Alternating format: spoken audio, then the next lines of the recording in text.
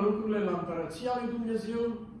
Ucenicii, așa cum spuneam, aveau deja în gândul lor altceva, nu știau ce urmează,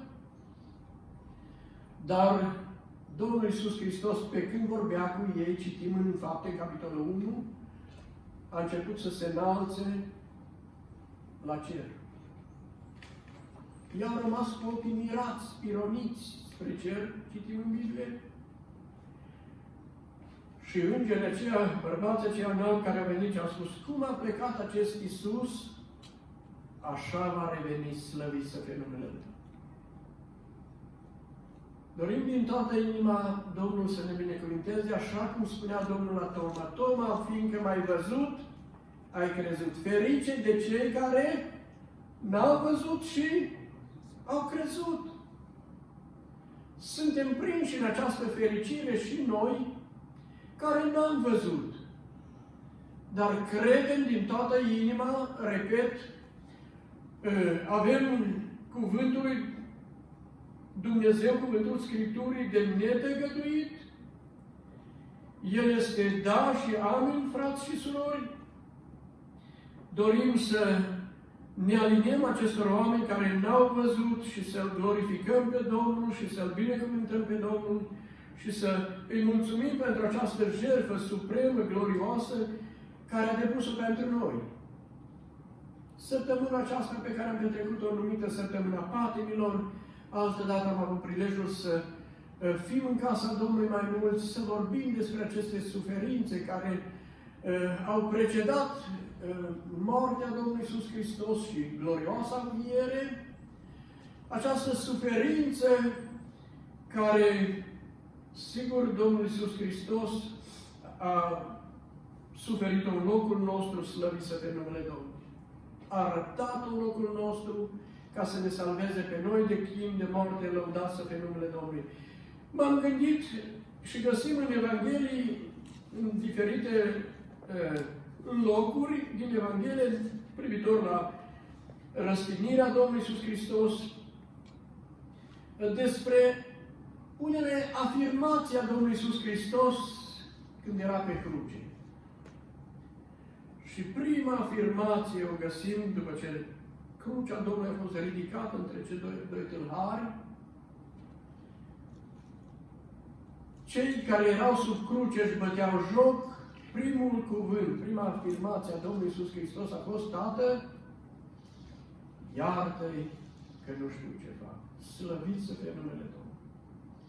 Prin crucificarea Domnului Iisus Hristos a fost posibilă iertarea și a celor care i-au bătut cu ele în mâini, și a celor care l-au batjocorit, și a noastră a tuturor, așa lumii întregi, slăvit să fie numele Domnului.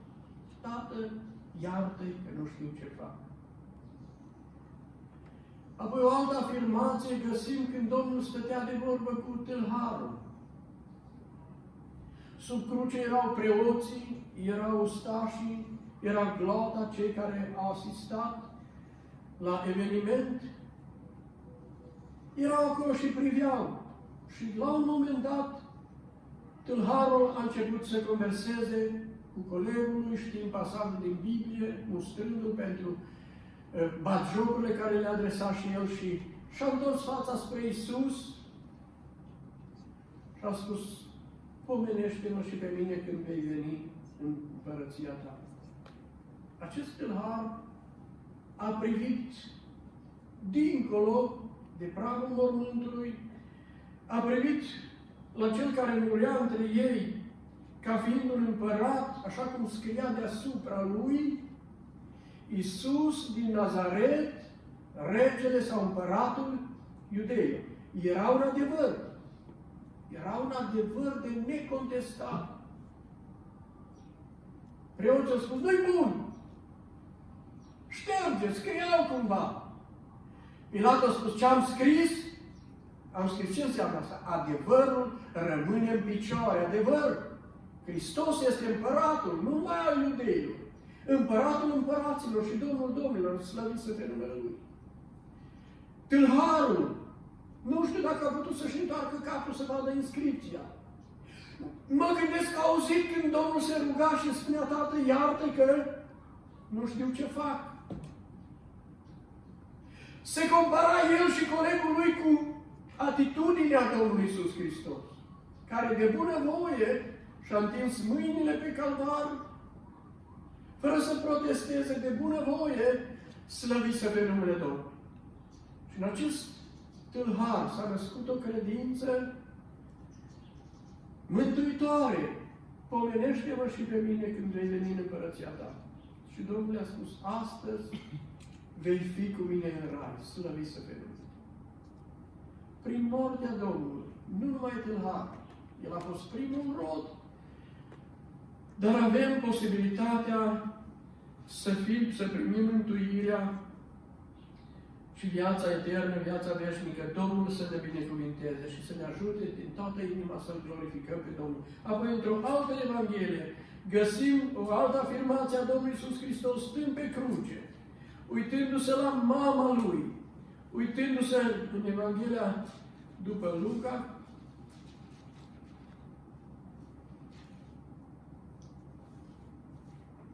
sau în altă Evanghelie, exact, dar găsim afirmația Domnului Iisus Hristos privind la cei care erau sub cruce dintre ai Lui, dintre cei dragi ai Lui. Era Maria, mama Lui, erau ucenicul Ioan și alte femei care n-au fost izgonite de acolo. Domnul Iisus Hristos a privit spre ucenic, spre mama Lui și scrie cuvântul lui Dumnezeu în Evanghelia după Ioan, în capitolul 19, Femeie, iată Fiul tău. Iar către Ioan îi spune, iată mama ta.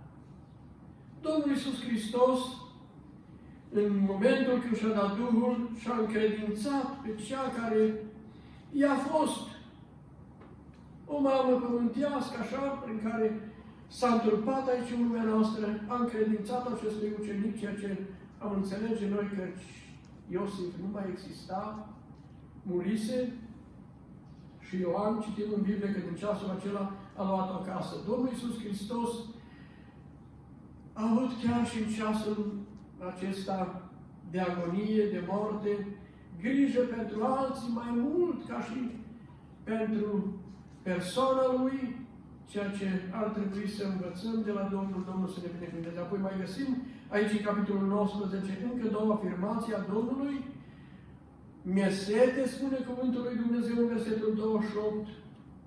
Și citim acolo cum i-au întins un burete cu oțet și l-au dus la gură. Și apoi ultima afirmație, spunea Domnul Iisus, s-a isprăvit. Sau în altă Evanghelie, Tată, în mâinile tale îmi încredințez Duhul. S-a isprăvit lucrarea de mântuire, frați și surori, de aceea, după înviere, Domnul nu a mai avut niciun cuvânt pentru nimeni absolut, afară de arătările, așa cum spuneam, și despre întâlnirile cu ucenicii Lui, despre instrucțiunile, am putea spune, care le-a dat și mandatul care li l-a încredințat la plecarea Lui, acestor ucenici, privitor la Împărăția Lui Dumnezeu, la lucrarea de mântuire a omenirii, la continuarea acestei lucrări, acestui mandat cu care a venit Domnul din cer, slăvit să fie numele Domnului. Îi mulțumim, dar din toată inima, căci avem prilejul să putem să îl glorificăm pe Domnul, să sărbătorim, să fim după calendarul nostru. Eu știu a câtea, să spunem, peste 2000 sărbătoare a învierii Domnului Iisus Hristos. Dorim ca sărbătoarea aceasta să fie în inimile noastre un motiv de bucurie, să-L sărbătorim pe Cel care merită să-L sărbătorim, și toate tradițiile și toate obiceiurile din lumea aceasta, creștină vorbim, să n-aibă valoare pentru noi, să nu ne aliniem la ele. Și acum o întrebare așa. Lumea noastră creștină de astăzi, care vorbim despre acest eveniment, care sărbătorim fiecare după crezurile lor. Mă întreb, oare lumea noastră creștină crede cu adevărat că există o înviere a morților? Și acum menționam la început, Pavel spunea, dacă n-a înviat Hristos, nici noi nu vom învia. Excludem, nu mai există învierea morții. Dacă Hristos a înviat, categoric există o înviere a morților. Ca cum spune Pavel, când vorbește parcă împăratului și Agripa și celor care erau cu el, există o înviere a morților. Există o judecată viitoare. Există o înviere a celor drepți și a celor nedrepți. Și pentru această zi a învierii, pentru această zi a judecății, noi trebuie, spunea el, eu mă silesc să am totdeauna un cuget curat înaintea lui Dumnezeu. Să alung orice necredințe cu care diavolul vrea să năbușe adevărurile lui Dumnezeu din inima și din mintea oamenilor. Mă lupt cu lucrurile acestea, pentru că există această categoric, această zi în care toți vom învia, iar cei care vom fi în viață, vom fi transformați, vom fi schimbați, ca să-L întâmpinăm pe Domnul în văzduh și astfel vom fi pururea cu Domnul, Domnul să ne binecuvinteze. Deci, cei mai mulți din lumea creștină, cei mai mulți, spun, nu toți, trăiesc prin vedere, nu prin credință. Ce înseamnă a trăi prin vedere? Ce văd, cred. Ce nu văd, nu pot să cred. Acum, exprimarea ar putea fi ce vedem, n-ar mai trebui să credem, că doar văd, nu? Vă văd pe voi cei prezenți, văd sala golă, cum și mormântul l-a văzut ucenicii că este gol. Astea sunt vremurile noastre. Dar, repet, prin vedere nu străbuie credință, că nu trăiești prin vedere, vezi lucruri. Dar totuși, Domnul a spus la Toma, Toma, pentru că ai mai văzut, ai crezut. Există o credință prin vedere. Dar credința adevărată, iubiții mei, citim în Evrei definiția ei, este în lucrurile nădăjduite o puternică încredințare despre lucrurile care nu se văd. Noi, prin credința aceasta care am dobândit-o prin Domnul Iisus Hristos, noi credem că există o înviere a morților, noi credem că există o zi a judecății, noi credem că există o a doua revenire a Domnului Iisus Hristos în glorie, în slavă. Noi credem în răpirea bisericii. Noi credem că vom avea parte cu Domnul în veșnicie, Domnul să ne binecuvinteze. Această credință să nu ne-o zdruncine nimeni absolut. Să rămânem pe temelie, chiar dacă pentru aceste vremuri Dumnezeu ne încearcă. Am predicat, am vorbit despre lucruri care le credeam noi că sunt departe de noi. Auzeam mesaje prin prorocii, căci vor veni zile când vom dori să fim împreună, să ne strângem împreună.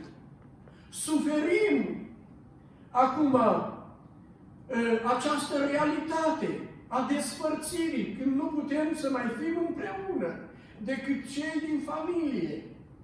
Nu putem să fim împreună la casa Domnului. Suferim, iubiții mei. Dar doresc ca Dumnezeu să ne ajute, repet, să ne dregem altarul familiei. Să căutăm să strângem rândurile, să putem să îl glorificăm pe Domnul în odăița noastră, să ne facem o cercetare, să ne putem apropia de Domnul, să putem să îl rugăm pe Domnul să mai rânduie vremuri de libertate. Chiar dacă așa sunt tot felul de glasuri care se aud, și s-ar putea să fie adevărat, să fie începutul durerilor, această situație prin care trecem, nu mai vrem să amintim, Domnul să aibă milă și îndurare de toți cei care au suferit pierderi, au rămas copii orfani. Îmi spunea ginele fratele Iosif Anca, ieri alaltăieri m-a sunat și spunea, frate, Dumnezeu, o familie din Suceava, 17 copii. A trecut mama de boala aceasta cumplită și după 2 zile și tata. Nu știu, vreau să verificăm cazul acesta, 17 copii orfani și apoi alții și alții orfani de tată sau de mamă. Ne îndurerează lucrul acesta, iubiții mei. Ne îndurerează, dar, repet, Dumnezeu să ne ajute să ne zdrobim în inimile noastre și să învățăm ceva din situația aceasta. Și Dumnezeu să deschide larg din nou porțile de libertate, să ne dea harul îndurării Lui, să putem să venim din nou la casa Domnului în părtășie, să ne putem bucura împreună, să-L putem glorifica pe Domnul. Să înțelegem că Domnul ne-a dat un timp și o vreme. Spune Isaia, căutați pe Domnul câtă vreme se poate găsi. Este o vreme când Dumnezeu ne-a dat această posibilitate să-L căutăm pe Domnul. Unde să-L căutăm? La proroci când avem necazuri. Unde să-L căutăm? Nu știu unde. Spune tot Isaia în capitolul 25-26. Îl caut pe Domnul în lăuntrul meu. Acolo trebuie să fie Domnul. Te caut, Doamne, în lăuntrul meu. Îl avem pe Domnul în inimile noastre. Hristos Domnul este în viața noastră. Suntem noi cu Hristos în Dumnezeu Tatăl? Nu ne atinge atunci nici virusul acesta care îi sperie pe oameni. Noi suntem în Hristos, frați și surori, și chiar dacă trupul acesta, așa cum spunea Domnul, se prăpădește, sufletul nostru este, frați și surori, în siguranță. Așa spunea Domnul, temeți-vă de cel care poate ucide și trupul și să arunce și sufletul în ghienă. Domnul să ne păzească. Doresc, dar în încheiere, Domnul să binecuvinteze această sărbătoare în inimile noastre, care să ne motiveze la bucuria mântuirii, la nădejdea aceasta a învierii, ancora aceasta a credinciosului. Suntem ancorați în Dumnezeu Tatăl, în Hristos Domnul, în Duhul Său cel Sfânt. Suntem ancorați în stimata împărăția lui Dumnezeu cu gândurile noastre, cu ceea ce Dumnezeu ne-a învățat prin cuvântul Său. Și doresc ca Domnul să ne binecuvinteze. Doresc ca Domnul să binecuvinteze Biserica din Sfânt Nicolau, toți frații, surorile, copilașii, tinerii. Dumnezeu să binecuvinteze bisericile aparținătoare. Apoi Dumnezeu să binecuvinteze Biserica lui Universală de pe tot pământul. Și Dumnezeu să ne ajute să așteptăm în veghere venirea Domnului, în slavă, în glorie, când ne vom întâlni cu Domnul și vom fi pururea cu Domnul, El dar să ne binecuvinteze la aceasta pe toți. Amin.